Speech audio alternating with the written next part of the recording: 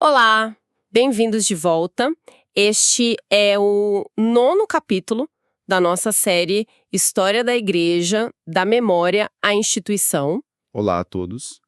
Para quem está chegando agora, a gente está mergulhando fundo em um material riquíssimo sobre a história da Igreja antiga e medieval. Já foi uma longa jornada. Pois é, já passamos pelas origens em Jerusalém, sobrevivemos às perseguições romanas, entramos nas grandes controvérsias, mergulhamos na mente de Agostinho e vimos a ascensão do papado. Exato. Agora, a gente chega num momento de, um ápice intelectual. O tema de hoje é a escolástica e Tomás de Aquino. E essa tentativa monumental de unir fé e razão. É um momento fascinante. Depois de séculos consolidando doutrinas e poder, a igreja meio que se volta para dentro e pergunta: ok, nós acreditamos em tudo isso, mas a gente consegue explicar tudo isso de forma lógica? E sistemática. Sistemática. É o nascimento das universidades e de um projeto intelectual que honestamente beira o inacreditável na sua ambição, que é harmonizar a revelação bíblica com a filosofia grega. Exato. Um projeto que tentou criar uma espécie de teoria de tudo para o século XIII. Então vamos direto ao ponto. Como que a fé cristã, que nasceu de uma tradição hebraica, sabe? Cheia de histórias, de profecias. Narrativa. Isso, narrativa. Como que ela se casou com a razão fria e analítica dos filósofos gregos? Como Jerusalém e Atenas finalmente fizeram as pazes de forma tão estruturada? É a grande questão. Para começar, vamos definir o termo. O que exatamente foi a escolástica? O nome soa um pouco acadêmico, quase como coisa de escola, e de certa forma é isso mesmo, não é? Começa por aí. O nome vem das scholae, as escolas. Inicialmente, eram escolas monásticas, focadas em educar o clero. Mas o que transformou a escolástica num movimento foi, a padronização do ensino. Ah, criaram um currículo, então. Exatamente. Um currículo universal baseado nas 7 artes liberais, que eles dividiam em 2 partes. Tinha o trívio, que era a base de tudo, com gramática, retórica e dialética. Certo. E o quadrívio, que já era mais avançado, com aritmética, geometria, astronomia e música. E a dialética é a peça-chave aqui, certo? Não era só aprender a falar bem, era aprender a pensar, a debater. A construir e desconstruir argumentos. Exatamente. A dialética se tornou a ferramenta principal. Era a arte de chegar à verdade através do debate lógico, de perguntas, respostas, objeções, contra-argumentos. Entendi. O objetivo não era questionar a fé, mas sim usar a razão para entendê-la, defendê-la e organizá-la num sistema coerente. A ideia era: a fé é o ponto de partida, mas a razão é o caminho para explorar as profundezas dela. Quer dizer, a coisa mudou. Não bastava mais ter fé e pronto. Agora a regra era: você acredita? Ótimo, agora me explique o porquê. De forma lógica, argumente. Isso. E para fazer isso, eles precisavam de um mestre da lógica. É aí que Aristóteles entra em cena, certo? É uma virada e tanto em relação a Agostinho, que era muito mais influenciado por Platão. É uma virada de 180 graus. Agostinho, por causa de Platão, via o mundo material como uma sombra, sabe? Um reflexo imperfeito de uma realidade superior, mas real. O mundo das ideias. O mundo das ideias. Já Aristóteles era um pensador com os pés no chão. Ele dizia: a verdade começa aqui, no que a gente pode ver, tocar e categorizar. Faz sentido. Para Aristóteles, o mundo natural não é uma sombra, é o ponto de partida para o conhecimento. Essa redescoberta de Aristóteles no Ocidente deu aos escolásticos a caixa de ferramentas filosófica que eles precisavam para construir o sistema deles. Ele trouxe a teologia de volta para a Terra, por assim dizer. Ok, então temos o método, a dialética e a filosofia de base, que é Aristóteles. Mas quem foi a primeira figura que realmente pegou essas peças e começou a montar o quebra-cabeça? Antes de chegarmos no titã, que é Tomás de Aquino, a gente precisa falar do pai da escolástica, Anselmo de Cantuária. É dele a frase que se tornou o lema de todo o movimento: Fides quaerens intellectum. A fé que busca o entendimento. Gosto disso. Não é uma fé cega, mas uma fé curiosa, uma fé que quer compreender. Exato. O que o Anselmo fez na prática com essa ideia? Ele foi um dos primeiros a aplicar o método dialético de forma rigorosa a um dos maiores mistérios cristãos. Na sua obra mais famosa, Cur Deus Homo. Por que Deus se fez homem? Isso. Ali ele se propõe a provar a necessidade da encarnação e da morte de Cristo, usando apenas a lógica, sem se apoiar só na autoridade da Bíblia. Peraí, isso é ousado. Como ele faz isso? Porque a explicação anterior era bem diferente, né? Algo sobre um resgate pago ao diabo? Sim, uma visão comum entre alguns pais da igreja era que a morte de Cristo foi um tipo de pagamento de resgate, para libertar a humanidade das garras do diabo. Anselmo achava essa ideia indigna. Não fazia sentido para ele. Não. Ele propôs uma explicação quase jurídica, que hoje a gente chama de teoria da satisfação. O argumento é o seguinte: o pecado humano ofendeu a honra infinita de Deus, criando uma dívida infinita. Uma dívida de honra. Isso soa muito medieval, quase feudal. A lógica dele depende desse contexto cultural. Totalmente. Ele está usando conceitos que um nobre do século XI entenderia perfeitamente. A lógica continua. Essa dívida precisava ser paga para restaurar a ordem e a justiça do universo. Certo.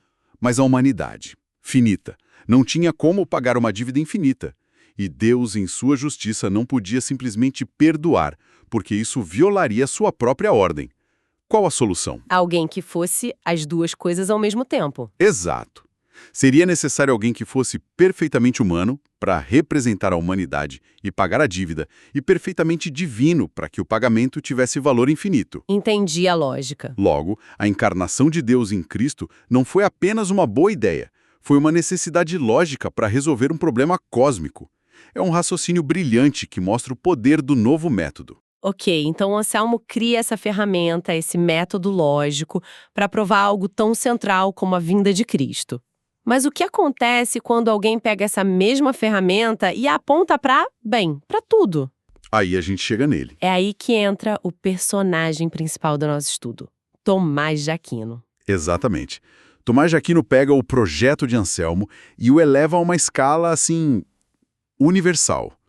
Nascido em 1225, numa família nobre italiana, ele era um gigante, não só intelectualmente, mas parece que fisicamente também. O apelido dele era Boi Mudo, né? Boi mudo, pelo seu tamanho e seu jeito quieto quando estudante. E a história dele com a família é inacreditável. Ele decide se juntar aos dominicanos, uma nova ordem mendicante, e a família surta. Eles não queriam que o filho de um conde virasse um frade que vive de esmolas. Surtaram mesmo. Chegaram a sequestrá-lo e prendê-lo na torre do castelo da família por mais de um ano para fazê-lo mudar de ideia. E a história de que contrataram uma prostituta para tentá-lo, isso é verdade. É o que a tradição conta, que os irmãos a enviaram para o quarto dele para seduzi-lo e ele a expulsou com um tição em brasa da lareira. Nossa! Depois disso, a família aparentemente desistiu e o deixou seguir seu caminho.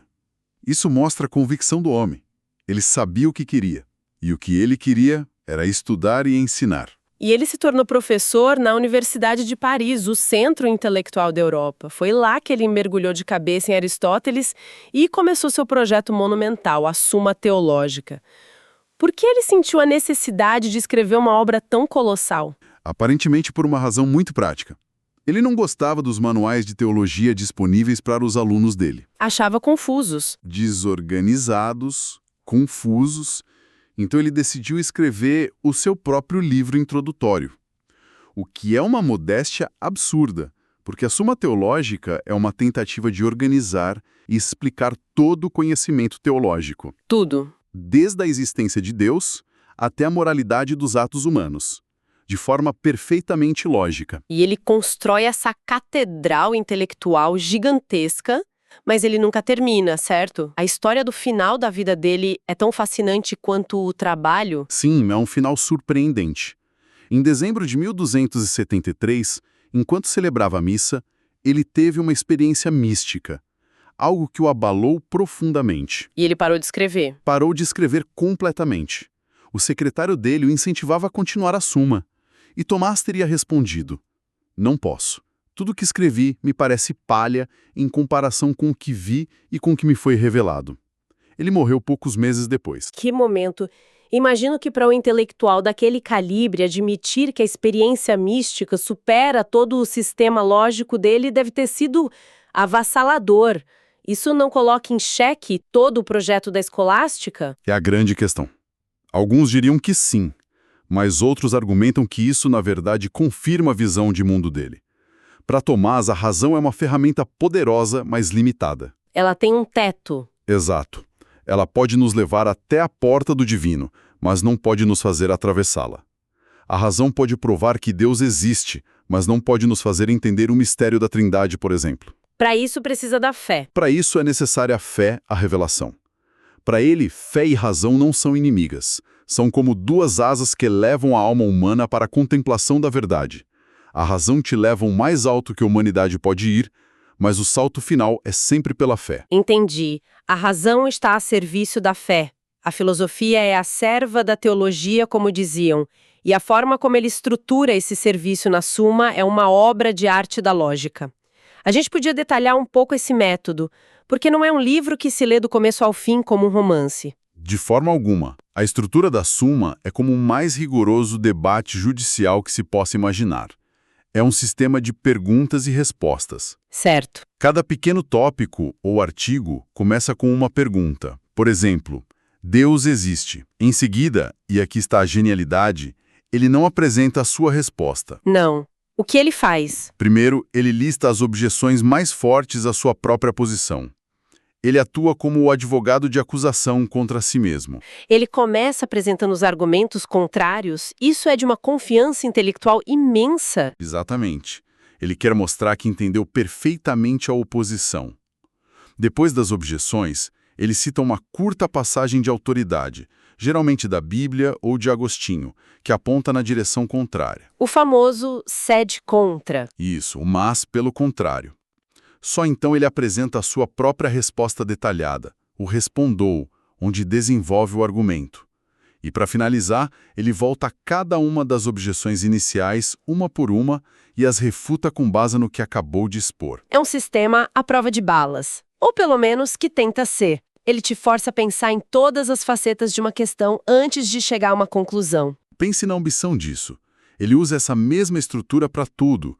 Não é só um livro sobre Deus. É uma tentativa de criar um sistema que conecta a criação do universo, a natureza dos anjos, a ética de um empréstimo. As virtudes, a política. Tudo, em um único quadro coerente.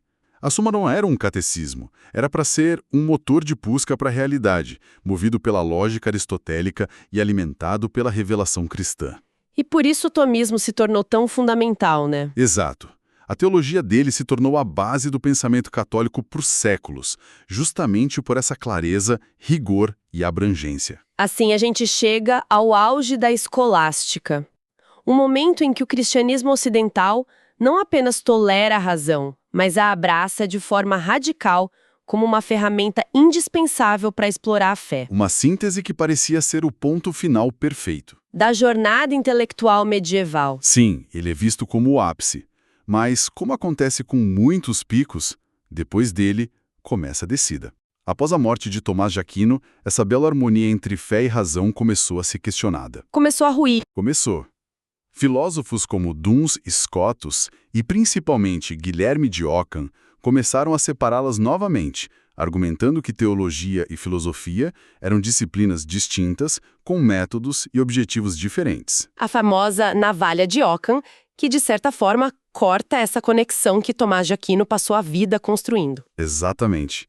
Eles prepararam o terreno para uma nova era onde a razão se tornaria cada vez mais autônoma. Essa separação abriria caminho para o humanismo do Renascimento e para as críticas teológicas da Reforma Protestante. Que é o nosso próximo e último tema. Exatamente.